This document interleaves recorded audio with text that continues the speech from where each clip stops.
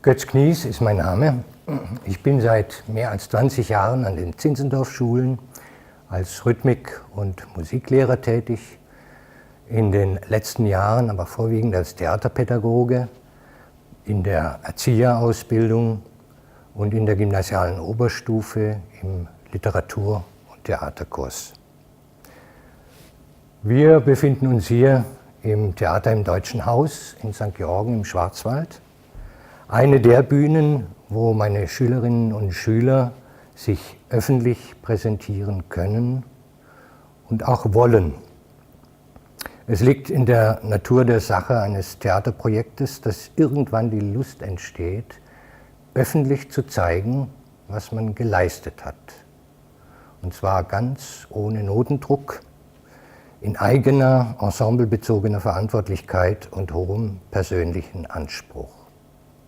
Es geht im Theaterspielen nicht nur darum, sich auf einer Bühne zu präsentieren und bestimmte einstudierte Texte oder Bewegungen abzusondern, sondern die Erfahrungen, die während eines Projektes gemacht werden, münden in sehr viele Erlebnisbereiche, auch Berufsbereiche, die die Schüler später betreten werden.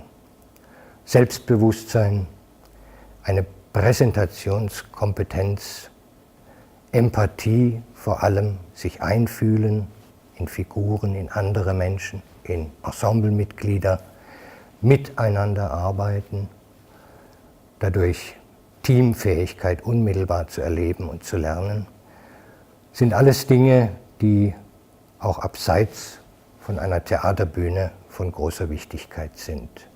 Das ist meines Erachtens eine wesentliche pädagogische Relevanz bei diesem Angebot der Theaterpädagogik, dass die Schüler im Lauf des Projektes zunehmend selbstständig Verantwortung übernehmen für ihre Darstellung, für ihr Lernen, auch ganz ohne irgendwelchen Notendruck, einfach aus eigener persönlicher Verantwortung und mit hohem persönlichen Anspruch.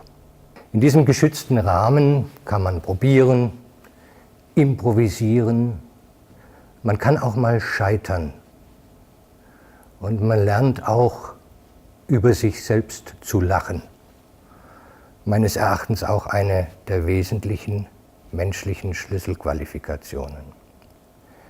An den Zinzendorf-Schulen gibt es eine Fachschaft für Theater und es ist der Initiative der Kollegen zu danken, dass eben schon in der Unterstufe mit Theaterspiel begonnen werden kann, in entsprechenden AGs. Und auch in der Mittelstufe finden sich immer wieder Kollegen, die das anbieten können. Regulär in der Oberstufe im Literatur- und Theaterkurs geht es dann auch unter anderem um Theatergeschichte, Theatertheorien, aber auch immer wieder um öffentliche Aufführungen, in denen man auch bis an die Grenze des im Laienbereich Machbaren gehen kann.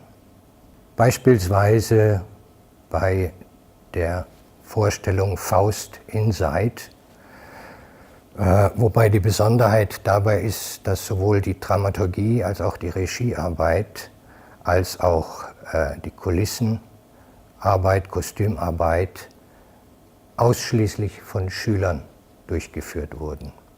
Alles ist begrenzt, aber in diesen Grenzen sind uns keine Grenzen gesetzt. Denn hier ist der Mensch, hier darf er sein. Hier ist ihm gestattet, tierischer als jedes Tier zu sein. Ja, und auch wenn man das nicht versteht, ich meine, sich nicht eingesteht, verstehen muss man hier sowieso nicht. Ja, ich meine, wozu verstehen, wenn man sowieso zu keiner Lösung gelangt? Ich kann natürlich viel über Theater erzählen, aber besser möchte ich Sie eigentlich einladen zu einer unserer Theatervorstellungen, wie gesagt von der Unterstufe bis in die Oberstufe. Live lässt sich das, was wir arbeiten, einfach besser erfahren.